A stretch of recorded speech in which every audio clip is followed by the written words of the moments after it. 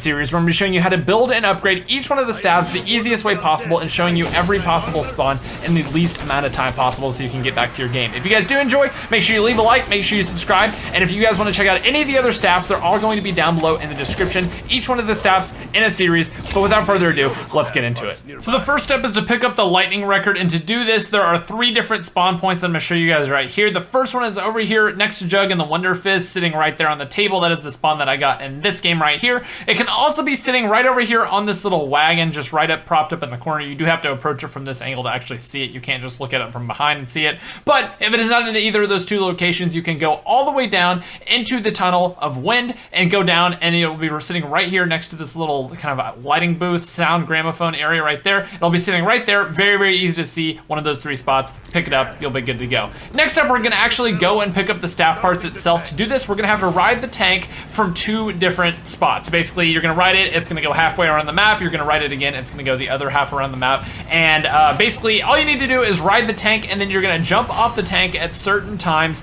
to actually pick up the 3 different parts. I'm going to speed it up a little bit just so you guys don't have to watch the entire tank ride. But anyway, after you're kind of like more than halfway through this ride, you're going to see this little kind of like platform up here on the left. You're going to kind of try to avoid the zombie because usually the zombie will jump up here with you. You're going to jump across, and then you're going to be able to run all the way over here and grab this little staff part right here. Be careful because the robot does actually step here. You do have to avoid the robot sometimes if he is actually stepping there, but that is the first one, and then the tank will end up over by generator 2, and that's kind of like right next to the spawn. So follow the tank over there. Whenever the tank is kind of refueled and ready to go, you're gonna hop up on the little ledge right there and then go ahead and jump onto this little platform here. You're gonna grab the next part, and if you have stamina up and you are quick enough, you can actually make it back on the same kind of like rotation like I did here. Sometimes it's not very possible because the tank will just go over that little ledge. You might have to ride the tank all the way back around. Just call it from the other station and you can ride it all the way around. You may have to take up to 4 tank rides to actually get this other part, but this other part is sitting right over here on this little jump off area. So you're gonna jump off there, run over here, grab the part, and there you go. You have all 3 parts for the lightning staff, and you're ready to move on to the next step. So again, sorry for the old gameplay, but this recording is a better recording than what I had, and it shows you each and every spawn that the actual disc can be. But you need to pick up a black disc that doesn't have anything to do with any of the staffs. The first location can be right there at the excavation site entrance, and the next one is over here around back, kind of near the church type area. It is up there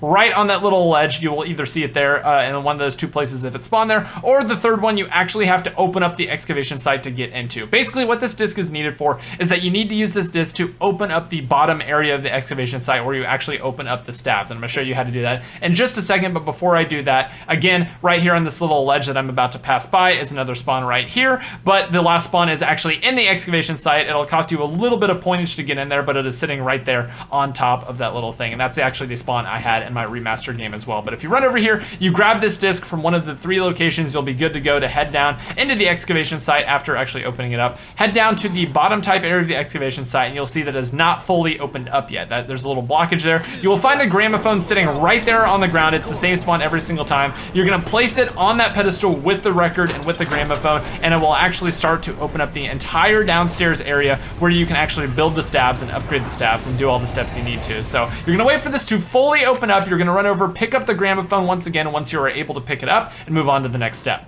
So after you've picked up the record that you need for this staff, you have all the different staff parts, and you have the gramophone itself, you need to head down this tunnel specifically. You need to go down the specific tunnel that corresponds to your element. If you head down the wrong tunnel and place the gramophone in the tunnel with the wrong element that you're trying to build for your staff, it'll give you a crystal that you don't actually need, or don't give you a crystal at all, depending on whether or not you have the correct record. But whenever you're ready to build this staff, you need to go ahead and head down this specific tunnel, go through the portal, and head to this little pedestal that is sitting over here next to the entrance. Whenever you pick this thing up, it'll give you a part, it'll give you a crystal, and that corresponds to your staff, and that will allow you to actually build the staff in the excavation site, and you're ready to actually build the staff itself. You're completely done with the staff, and now we can move on to actually upgrading the staff. So once you actually have the staff in hand, head over to the crazy place, and you're gonna shoot these numbers right here into this little area right here. You're only gonna shoot the bottom row, and this is going to be the code that you do. You're gonna shoot the first tile, the third tile, and the sixth tile. You're gonna wait until those things disappear, and then you're gonna shoot the third, fifth, and seventh tile. You're gonna wait a second. Those things will eventually disappear, and it'll stop making kind of like a little piano sound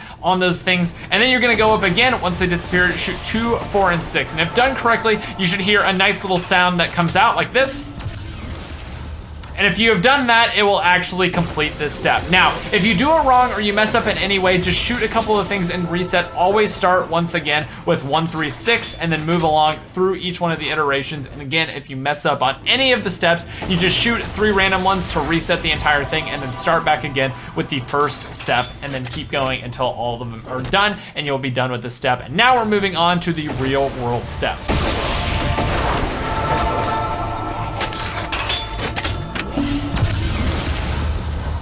So after doing the crazy play step, you need to do the real world upgrade step, which is coming over and holding X or the activate button to turn each one of these dials to the position that I am showing right here. The first dial you need to turn twice so it is facing the opposite way as shown as such. The second dial is over by the tank station and you need to turn it 3 times so it's facing down like that. Once you've done that, you can move on to the next one, which is over by the wind tunnel and juggernaut. Over here, you need to go ahead and turn this dial, boom, boom, and you will see it is now facing up. Once you have done that, you can move into the next one, which is over by stamina and generator 5.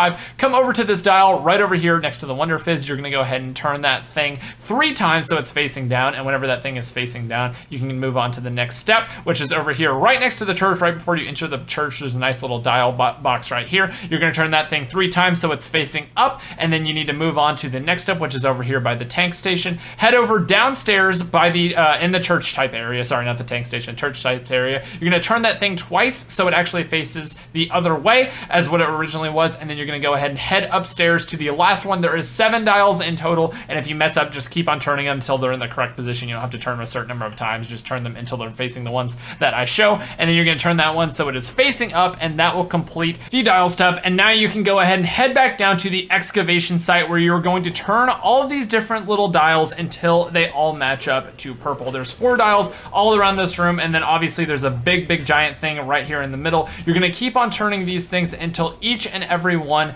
actually has a purple kind of like orb on it. Now, if the orb does not show up in the very bottom of this thing after you turn these all to purple, it means you have messed up one of the dials on the outside world. Basically, you missed one maybe in the spawn, maybe you missed the one that's in a certain area or anything like that. But if you've done all of them correctly, the orb should be sitting right here down in the bottom. You shoot that thing with the lightning gun, or the lightning gun, the staff of lightning. It should light up, it should make a nice little sound, and you are ready to go ahead and actually go upgrade this thing. So once you have actually shot that thing, once it has gone back to the crazy place, you'll see that there's now a giant area where you can actually place the lightning staff, and this thing is now ready for 25 zombie souls. So get these souls any way you wish. You can get it with a normal gun, you can get it with another staff. It does not matter at all how you get these kills, but you will see that the souls have started to be sucked into this little kind of like pedestal with the lightning staff. I'm actually upgrading the fire staff during that, but either way, all you need to do is get some kills, and once it has received 25 kills, you actually see that the lightning staff is available to pick up, and you are now completely gunned. This thing, in my opinion, is not the greatest staff. It's probably what you should give your best player,